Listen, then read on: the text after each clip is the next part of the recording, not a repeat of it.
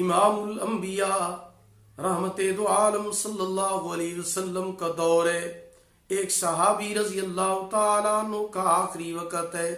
والدہ نے کہا بیٹا عبد الرحمن آپ کے والد کا آخری وقت ہے، جاؤ اپنی ہمشیرہ کو بلا کر لے آؤ تاکہ وہ آ کر اپنے والد کے چہرے کا آخری دیدار کر لے.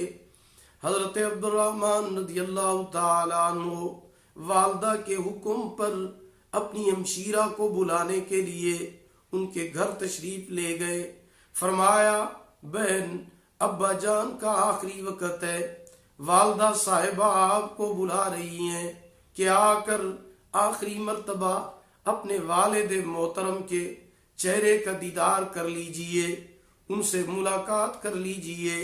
بہن نے جواب دیا بھائی عبد الرحمن آپ کے بہنوئی کل سفر پر چلے گئے ہیں، میں نے ان سے اجازت نہیں لی اور انہوں نے جاتے ہوئے مجھے یہ بھی فرمایا کہ جب تک میں واپس نہ آ جاؤں آپ نے چار دیواری سے باہر قدم نہیں رکھنا.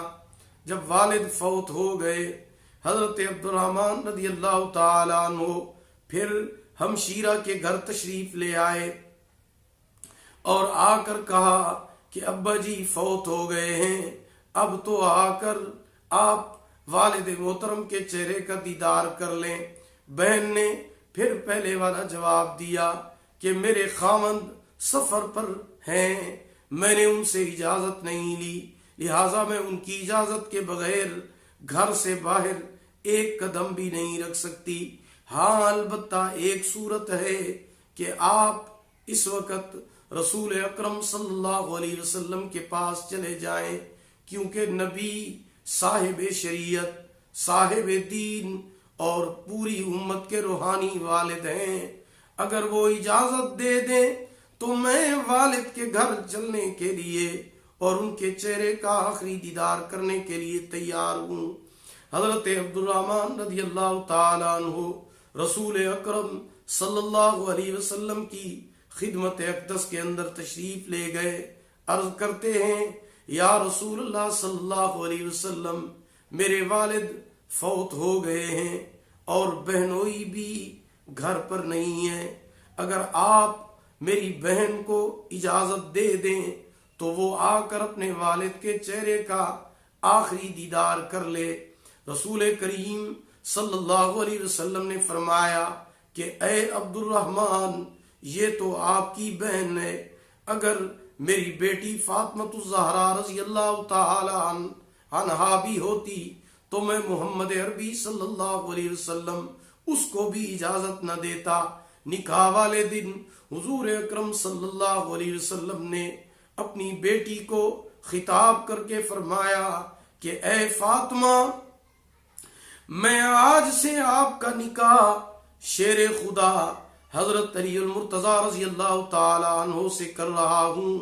آج کے بعد اگر میں محمد عربی صلی اللہ علیہ وسلم بھی آپ کو کہوں کہ میرے ساتھ چل کر بیت اللہ کا طواف کرو، اگر آپ کے خاوند علی المرتضی اجازت نہ دیں تو آپ میرے حکم کے باوجود بھی میرے ساتھ بیت اللہ کا طواف نہیں کر سکتی. رسول اکرم صلی اللہ علیہ وسلم نے فرمایا عبد الرحمن ایک صورت ہے کہ تم اپنے والد کی میت بہن کے گھر لے جاؤ، اپنے گھر کے اندر والد کا منہ دیکھ سکتی ہے لیکن شوہر کی اجازت کے بغیر ایک قدم بھی گھر کے باہر نہیں رکھ سکتی. حضرت عبد الرحمن رضی اللہ تعالی عنہ والد کی میت لے کر بہن کے گھر آ گئے. بہن نے کہا عبد الرحمن اب آپ باہر چلے جائیں. بیٹی نے اپنے والد کے چہرے سے کپڑا ہٹایا، بیٹی کی آنکھوں سے زاروں قطار آنسو نکلنا شروع ہو گئے. رو کر کہتی ہے یا اللہ میں نے تیرے دین کی لاج رکھ لی، تیرے نبی کی شریعت کی لاج رکھ لی، تو بھی میرے والد کے گناہوں کی لاج رکھ لینا. جنازہ پڑھا دیا گیا، دفنا دیا گیا.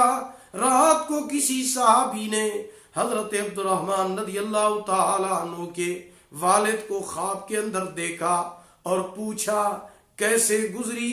وہ فرمانے لگے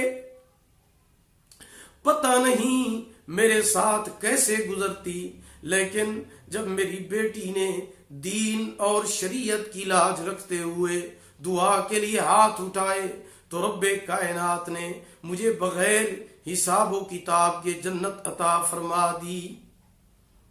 تو اس واقعے سے ہمیں یہ سبق حاصل ہوتا ہے کہ اگر ہم دین اور شریعت کی لاج رکھیں گے تو اللہ پاک ہماری دنیا کو بھی کامیاب کریں گے اور ہماری آخرت کو بھی کامیاب کریں گے۔ اگر آپ کو ہمارا یہ بیان پسند آیا ہو تو اسے لائک کریں، شیئر کریں اور ہمارے چینل کو ضرور سبسکرائب کریں اور ساتھ بنے ہوئے گھنٹی کے نشان پر بھی ضرور کلک کریں تاکہ ہماری نئی ویڈیو کی اپڈیٹ آپ کو سب سے پہلے مل سکے۔